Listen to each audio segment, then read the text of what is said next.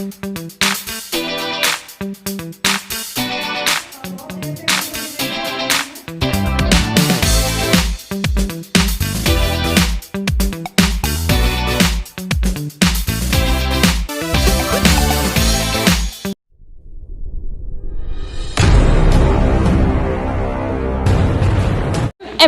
मानव कल्याण society पर आज जो है वो तीसरा दिवस हम कहेंगे मनाया जा रहा है, तो इस पर क्या कहना चाहेंगी आप?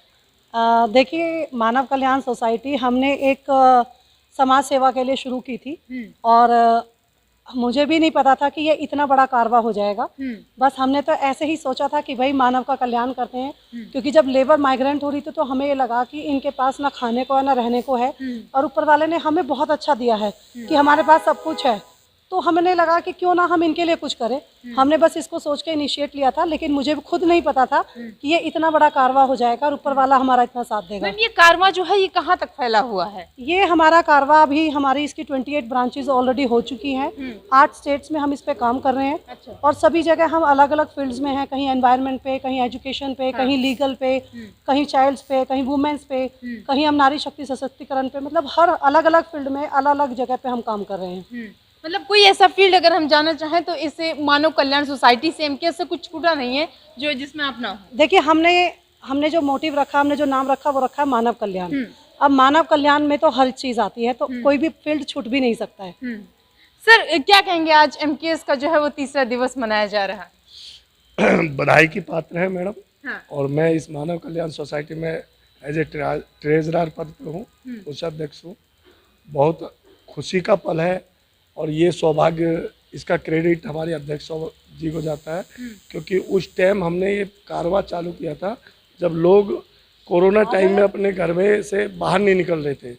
उस टाइम हमने चालू किया और आज 28 ब्रांच हमारी देश में है और 2 आउट ऑफ कंट्री चालू होने वाली है जल्दी। मैम, जैसे हमने देखा कि बहुत सारे अलग अलग जगह के लोग जो हैं या फिर अलग अलग सेक्टर के लोग यहाँ पर हैं, तो कैसे आप लोगों से कनेक्ट होती हैं? और वो जो लोग बैठे हैं वो मतलब कैसे आपसे कनेक्ट होते हैं? कोई आपसे कनेक्ट होना चाहे तो कैसे होगा?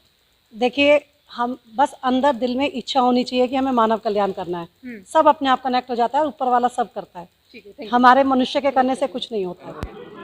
मानव कल्याण सोसाइटी का जो तीसरा एनुअल फंक्शन है यहाँ कॉन्स्टिट्यूशन क्लब दिल्ली में, इस सोसाइटी का ये तीसरा एनुअल फंक्शन है। अब तक सोसाइटी की 28 ब्रांच खुल चुकी हैं, 6 राज्यों में हैं और अभी 2 देशों में भी हमारी बहुत जल्दी शाखा खुलने जा रही है।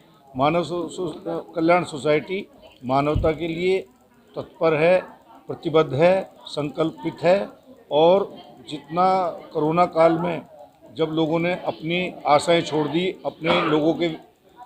अपने रिश्तेदार, अपना परिवार साथ छोड़ करके चले गए, तब इस मानव कल्याण सोसाइटी का गठन किया गया और उसी के तहत आज हम जो समाज के दलित हैं, वंचित हैं, शोषित हैं, पीड़ित हैं, बेरोजगार हैं या और भी अन्य जिनको जो आवश्यकता होती है, मानव कल्याण सोसाइटी के माध्यम से हम उनको ज़रूरतों को पूरा करते हैं। क्योंकि आप एक आईटी फील्ड से भी हो और काफ़ी नॉलेज है आपको, वेबसाइट की भी आपने बात की, क्या संदेश देना चाहोगे? सर, हम ये संदेश देना चाहते हैं इस हिंदुस्तान के अंदर या पूरे संसार के अंदर, इस हिंदुस्तान के अंदर या पूरे संसार के अंदर जो भी लोग डिफरेंट फील्ड से जुड़े हुए हैं, हम उनको एक प्लेटफॉर्म पे लेकर आने चाहते हैं। उस प्लेटफॉर्म का नाम है मानव कल्याण सोसाइटी।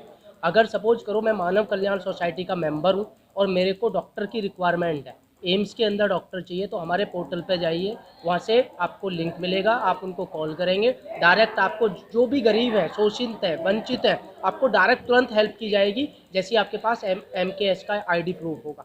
अगर आपके पास एमकेएस का आईडी प्रूफ नहीं है, उसके बाद भी आप, जैसे हमारे चपराना साहब हैं या ललिता दीदी हैं या भाटी जी हैं एडवोकेट, आप इनको कॉल करेंगे, आपकी तुरंत हेल्प की जाएगी हर इंडस्ट्री में, चाहे वो एजुकेशन की इंडस्ट्री हो, चाहे वो आपका हेल्थ इंडस्ट्री हो, चाहे कोई भी इंडस्ट्री हो या जॉब की इंडस्ट्री हो, किसी भी तरीके की आपको हेल्प चाहिए, मानव कल्याण सोसाइटी हमेशा तत्पर और सदैव आप बच्चों की हेल्प रहेगी। शोषित, गरीब, वंचित, हमेशा हम साथ रहेंगे।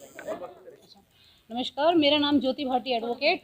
मैं आप सभी का स्वागत करती हूँ हमारे एमकेएस के प्रोग्राम में। मैं आप सबको बताना चाहती हूँ क्या करती है ये संस्था हमारे संस्था का मुख्य काम है जो पिछड़े लोग हैं, जो रह गए हैं, दबे कुचले लोग हैं, उन लोगों को सम्मान देना, क्योंकि वो एक मानव अधिकार है, हम सबका अधिकार है। मैं चाहती हूँ कि हमारे जो इसमें समाज में सभी लोगों को बराबर का दर्जा मिले, बराबर की इज्जत मिले, उन्हें जाति के नाम पर दबाया या कुचला ना जाए, उनका कोई भी ऐसा अधिकार ना हो, कोई भी ऐसा मौलिक अधिकार ना हो जिससे उनसे छीना जाए। मैं अभी कुछ दिनों पहले नृत्य कला, वैसे नृत्य कला साहित्य और जैसा कि सर ने कहा कि फिल्म जगत से, सीरियल से, सभी से जुड़ी हुई हूँ। भूटान संस्कृति प्रचार प्रसार के लिए भी 10 दिन पहले 10 दिन के लिए पिछले महीने गई थी, लेकिन मुझे वाकई बहुत अच्छा लगा।